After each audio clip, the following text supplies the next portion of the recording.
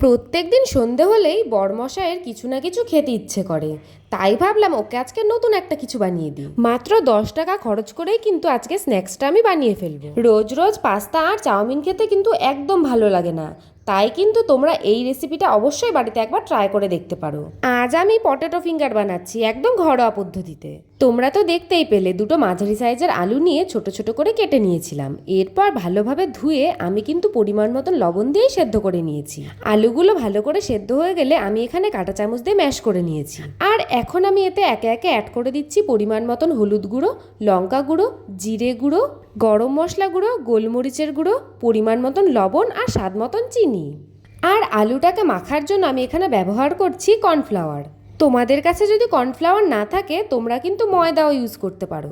এই দেখো, আলু মাখা তো আমাদের একদম রেডি, এবার শুধু ভাজার অপেক্ষা। প্রথমেই প্লেটের মধ্যে আমি বেশ কিছুটা পরিমাণে কর্নফ্লাওয়ার ছিটিয়ে দিয়েছি যাতে আলুগুলো প্লেটে লেগে না যায়। আর এদিকে আমি হাতে বেশ কিছুটা পরিমাণে তেল মেখে নিয়েছি, কারণ আলুগুলোকে নিয়ে তো আমি ফিঙ্গারের মতন শেপ দিয়ে নেব। এই রেসিপিটা বানানো এতটাই ইজি যে তোমরা মাত্র 15 থেকে 20 মিনিটে অনায়াসেই বাড়িতে বানিয়ে ফেলতে পারবে। এই দেখো, আমি তো এখানে ফিঙ্গারের মতন শেপ দিয়ে নিয়েছি, তোমরা চাইলে এটা ব্রেড ক্রাম্বস বা বিস্কিটের গুঁড়োর মধ্যেও ডিপ করে নিতে পারো।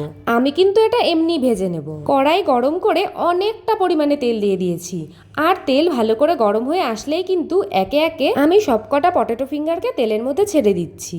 একদম লো ফ্লেমে কিন্তু আমি এগুলোকে ভেজে নেব। চলো, পটেটো ফিঙ্গার আমার এদিকে ভাজা হতে থাকুক, আর আমি আমার প্রিয় কিছু দিদিভাইদের নাম তোমাদের সাথে শেয়ার করি। একজন মিষ্টি দিদিভাই আমাকে আগের ভিডিওতে কমেন্ট করেছে যে দিদি, তোমার রান্নার ভিডিওগুলো আমার অনেক ভালো লাগে। আমি আসাম থেকে বলছি, আমার নাম নিমিষা।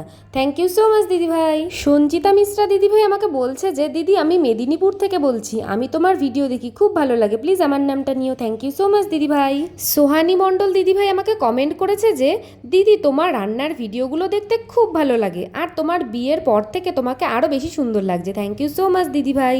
অন্বেষা ভৌমিক দিদিভাই বলছে দিদি, তুমি খুব কিউট, তোমাকে খুব মিষ্টি লাগে, আর তোমার রান্নার ভিডিওগুলো আমার খুব ভালো লাগে, প্লিজ তুমি আমার নামটা নিও। থ্যাংক ইউ সো মাচ দিদিভাই। লাবণী দিদিভাই বলছে দিদিভাই, আমি বাংলাদেশ থেকে দেখছি, তোমার প্রত্যেকটা ভিডিও দেখি, আমার খুব ভালো লাগে। থ্যাংক ইউ সো মাচ সবাইকে।